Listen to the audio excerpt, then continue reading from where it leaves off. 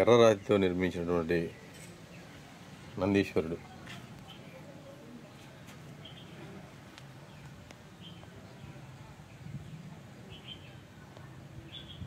చెవులు రిక్కించి చూస్తున్నటువంటి నందీశ్వరుడు ఎర్రరాతి, పూర్తిగా ఎర్రరాతితో నిర్మితమైనటువంటి మహానందీశ్వరుడు.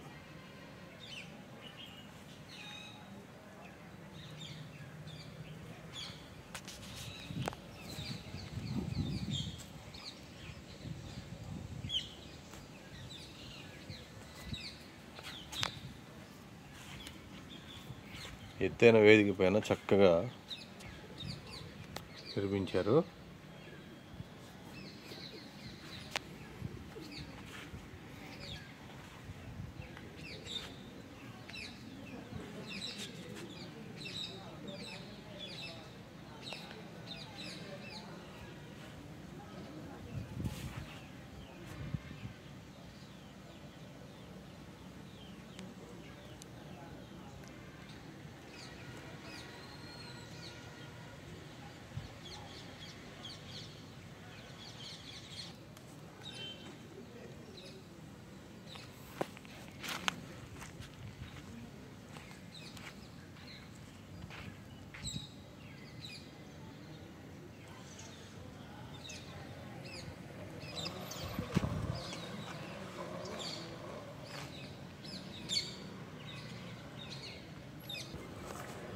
ఇది శ్రీ నాగేశ్వర స్వామి వారి దేవాలయం, రాజగోపురం, ముఖద్వారము.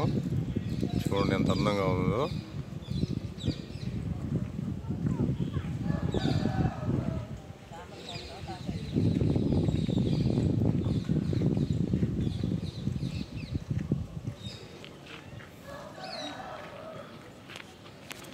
పురాతనమైనటువంటి పట్టణం చేబ్రోలు. రాజులు, చక్రవర్తుల కాలంలో గొప్ప కేంద్రంగా విరాజిల్లింది. శాసనాలు ఉన్నాయి ఇక్కడ. స్వస్తి శ్రీ జయతి హరి వరాహ సంవత్సరం. గుడికి ఆ వైపున ఈ వైపున శాసనాలు ఉన్నాయి.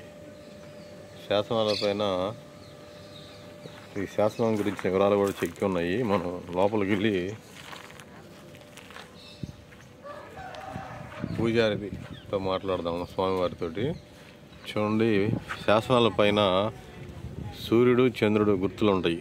దాని అర్థం ఏంటంటే సూర్యచంద్రాదులు ఉన్నంతకాలం ఈ శాసనం ఉంటుంది అని అర్థం. ప్రతి శాసనం పైన సూర్యచంద్రుల గుర్తులు ఉంటాయి అన్నమాట.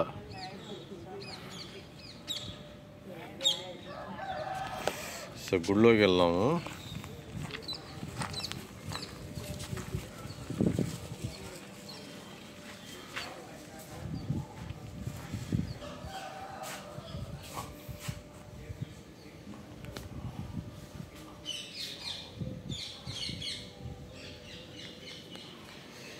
శ్రీ నాగేశ్వర స్వామి వారి దేవాలయం ఇది.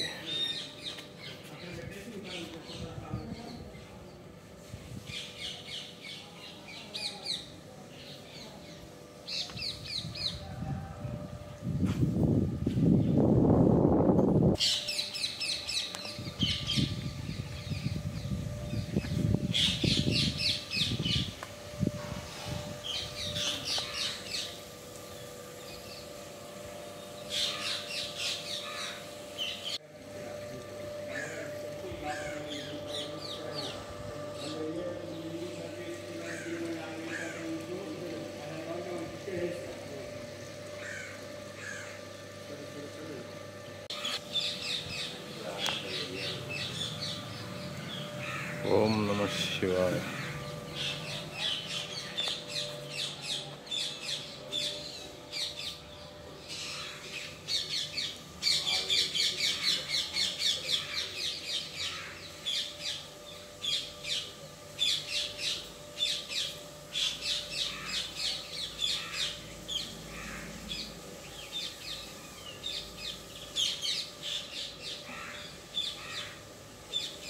కాలభైరవ స్వామి దేవాలయం.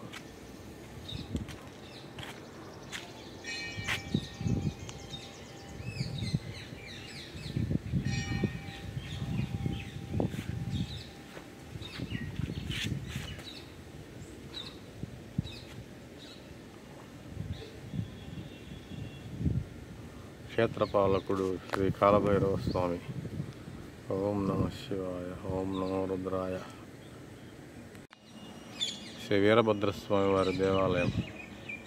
స్వామివారి ఆలయం నందు వీరభద్రస్వామి వారి 10 హస్తములతో ఆయుధములు ధరించి శివభక్తులను అనుగ్రహించుచున్నారు. ఈ ఆలయం చాలా పురాతనమైనది. ఈ వీరభద్రస్వామి వారి దేవాలయము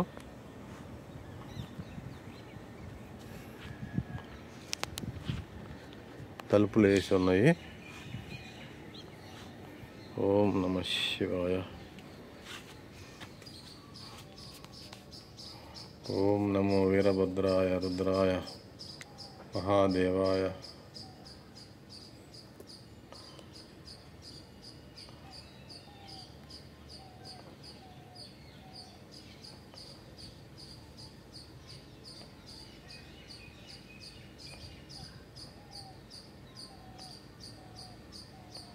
వీరభద్రస్వామి వారి దేవాలయం.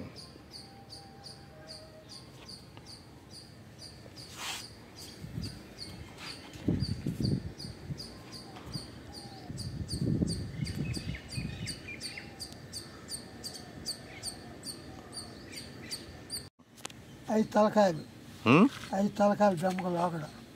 పూర్వం బ్రహ్మకు 5 తలలు ఉండే. విష్ణు ఈశ్వరుడు బ్రహ్మ ఏదో మాట్లాడుకుంటే బ్రహ్మ ఏదో వాగాడు. అప్పుడప్పుడు శివుడు ఈయన సృష్టించాడు. కాలభైరవుడిని సృష్టిస్తే ఈయన గోడుతో గిలికి వెళ్ళి కాశీలో పడ్డాడు. ఆయన బ్రహ్మకపాలం 5వ తలకాయ వెళ్ళి కాశీలో పడింది. పడ్డా ఇక్కడ పొగరలేదు. అక్కడ ఇక్కడ ఏదనుకుంటే అది నెరవేరుద్ది. ఆరోగ్యాలు ఇస్తున్నాడు, పెళ్ళిళ్ళు చేస్తున్నాడు, ఉద్యోగాలు ఇప్పిస్తున్నాడు. ఇక బ్రాహ్మణులు ఏం చేశారు, అదే ఈ టైంకి ఏదో నీకు బంగారు పొడి పొడి అని చెప్పారు. రైతుగా బ్రాహ్మణులుగా చెప్పారు. ఎవరు? ఆ బ్రాహ్మలే. నువ్వు బ్రాహ్మణులు 2 ఉన్నారు, నీకు పొలం ఉంది, ఈ వడ్డీరా ఈ టయానికి నీకు వడ్డీ పెడితే బంగారు పొడి అవుతుంది అని చెప్పారు. ఆ టయానికి వేయలేకపోయాడు. ఎవరో పూజ పిలిస్తే పూజకి వెళ్ళా టైం తప్పిపోయింది. రైతుకి ఏం తెలదు, అదే టయానికి వేసాడు. ఎంత పొలం వేసినా పెరగదు, అంత ఎత్తే ఉంటుంది. బంగారు పొడి ఎందుకు పెరుగుతాయి? ఇక బ్రాహ్మణ ఏం చేశాడు, అమ్మో వీడు ఆ టయానికి పడిందిరా ఈ లక్షణం, ఈ రాసి ఏదో చెప్పి మనం తీసుకున్నామని, అదే పిల్లలగాడు రా ఏం తింటా, అది ఏం పెరగలేదు, చావలేదు, నాది నువ్వు కోసుకో, నేను కోసుకుంటా అన్నాడు. ఏమన్నా రైతు ఏమన్నా తెలదు, అది కోసుకున్నాడు. ఈ బ్రాహ్మణులతో నీకు కోసుకున్నాడు. అన్నీ బంగారు పొడ్డేగా నూరుచుకున్నాడు. నూరుచుకుంటూ ఊరుకుంటాడు ఈయన. అదే తీసుకొచ్చి ఇక్కడ పాత్ర పోయాడు అన్నాడు. పాత్ర పోపించాడు. ఆయన కాపలా నోటికి. కాలభైరవుడా? ఆయనే బంగారు పొడ్లుగా. బంగారు పొడి కాపలా. ఏ కాపలా ఉండా ఏదనుకుంటే అది నవ్వేస్తుంది ఆయన దగ్గర. ఏదనుకుంటే అది అవుతుంది. ఒడ్డు దొరికినాయి మరి ఉన్నాయి. బంగారు పొడ్లా? బంగారు పొడ్లు ఉన్నాయి. కమ్మడిలో ఉన్నాయి ఇప్పటికి. ఏంది బెడ్ పెడతారు పెట్టరు. అన్ని మధ్య అంటే ఆ బంగారు పొడ్ల కోసం దొంగలు వచ్చేవాళ్ళ? దొంగలు అదిగా 5గురు వచ్చారుగా, పొడిచేశాడు. చూడు అక్కడికి వెళ్ళి అక్కడికి వెళ్ళి గట్టిగా పొడిచేశాడు.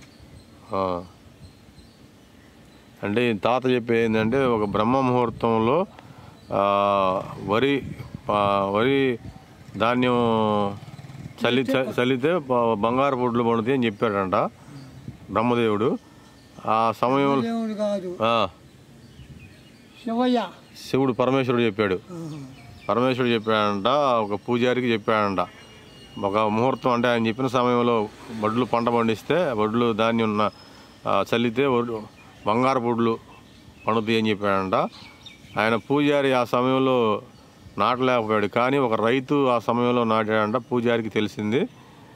ఆ ధాన్యాన్ని చూసి ఆయనకు అర్థమైందంటే, ఆ పంటను చూసి, అంటే ఎత్తు పెరగలేదు, ఆ పంట చూసి ఇది బంగారు పొడ్లు అని తెలుసుకొని ఆ పూజారి, నా పంటని నువ్వు కోసుకో, నీ పంటను నేను కోసుకుంటా అని చెప్పాడంట ఆయన రైతుతోటి.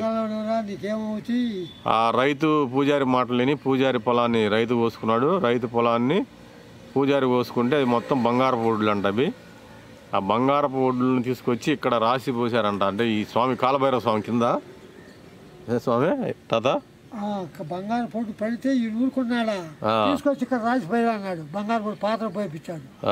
లేకపోతే ఆయన ఎందుకు పాస్ అవ్వదు, ఆయన పోయిపించాడు. పోయిపించి అప్పుడు ఆయన అక్కడ కాపలా ఎన్ని తరాల నుంచి ఉన్నాడు. బంగారు పొట్లని పరమేశ్వరుడు ఇక్కడ పాత్ర వేయించాడంట. ఆ పాత్రకి కాలభైరవ స్వామి కాపలా ఉంటున్నాడని తాత చెప్తూ ఉన్నాడు. ఇది వాళ్ళ తాతల కాలం నుంచి వాళ్ళందరూ అట్లా చెప్తా ఉన్నారు, వాళ్ళకి చెప్పుకుంటా వస్తున్నారు పెద్దవాళ్ళు. అంటే ఈ 5గురు దొంగల తలల్లో నరికి కాలభైరవ స్వామి అక్కడ పెట్టాడని చెప్తున్నాడు తాత. సరే, అంటే దీని కథనం వేరే ఉండొచ్చు, కానీ ఇక్కడ తరతరాలుగా చెప్పుకుంటున్న కథనం ఇది. అంటే క్షేత్ర పురాణము ఈ యొక్క కాలభైరవ స్వామి యొక్క మహత్యం, ఇతిహాసం వేరే ఉండొచ్చు, కానీ తరతరాలుగా ఇక్కడ చెప్పుకుంటున్నటువంటి స్థల పురాణం గురించి వాళ్ళ పెద్దలు చెప్పుకుంటున్న దాని గురించి తాత మనకు చెప్పారు.